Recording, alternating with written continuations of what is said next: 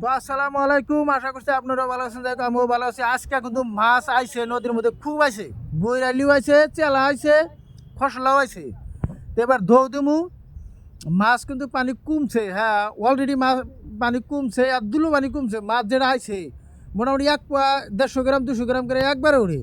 কিন্তু মেলা টাইম পরে পরে মানে জাগটা এসে দিশা বাঁধে আর কি, মানে জাগটা যখন আওয়ারের মধ্যে ঝড় হয় তারপরে দৌড়া বাইটার নাকি, হ্যাঁ বাইটালি গেলা যেটা উড়ে মাছ, হ্যাঁ আসুরিত মাছের যেটা গাবা লাগছে।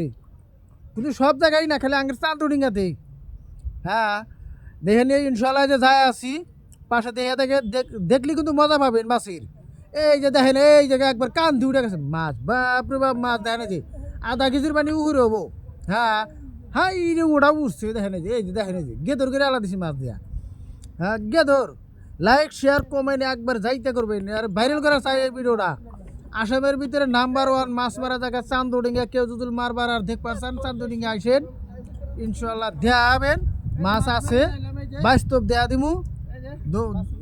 দৌ দিয়া আঙ্গেরে চান্দুডিঙ্গা মন্দিরের পূবের মাথায় ধার আছে, চঞ্চনা পাত্তর আছে, মনে যা লাগবো। সিকটি দোয়াইতেছি মাছ ভিডিও করে কেউ কেউ নিয়ে হবেন, বাসা হবেন, দেখা হবেন। সবাই যদি আশপাশ থেকে মাছ মারা দেখা যায় কিনবার চাইলে তাও হবো। তো সবাই লাইক শেয়ার কমেন্ট